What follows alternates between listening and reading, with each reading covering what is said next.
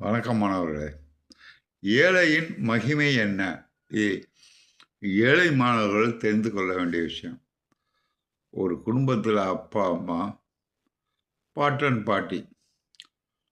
அந்த ஊர்ல பெரிய திருவிழா நடக்குது. எல்லாரும் போறாங்க திருவிழாவுக்கு. அந்த காலத்தில வண்டிய கட்டிட்டு போனாங்க. நடந்து போனாங்க. வலிமை உள்ளவர்கள். இந்த ஏழை குடும்பம் ஒரு அப்பா, அம்மா, அதுக்கு உள்ள சின்ன பிள்ளைகள், பேரன், பேத்திகள் எல்லாம் உட்காந்து, அம்மா எல்லாரும் கோயிலுக்கு போறாங்க. எல்லாரும் திருவிழாவுக்கு போறாங்க. நம்மவும் போவோமா? பேரன், பேத்திகளோட ஆசை. பெற்றோர்களுக்கு காசு பணம் இல்ல. மிகப்பெரிய ஏழை. தாத்தா கேட்குறான், "தம்பி, பிள்ளைங்கள்லாம் ஆசைப்படுது. கோயிலுக்கு போலாம். எதுவும் காசு வச்சிருக்கியா?"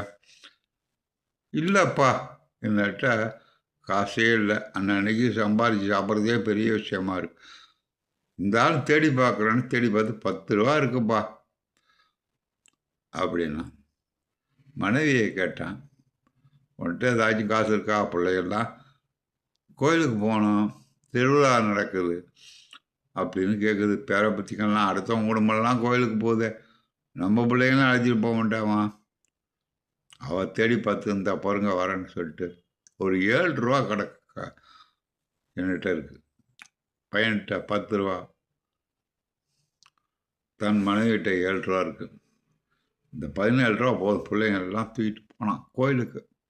மிகப்பெரிய வேதனை விஷயம். உண்மையான சம்பவம்.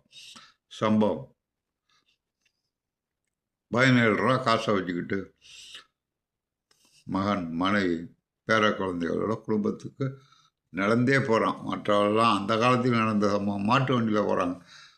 என்ன 15 கிலோமீட்டர் நடந்து போயிடலாம் 1 மணி நேரத்தில் அப்படின்னு சொல்லி நடந்தே போகிறான்.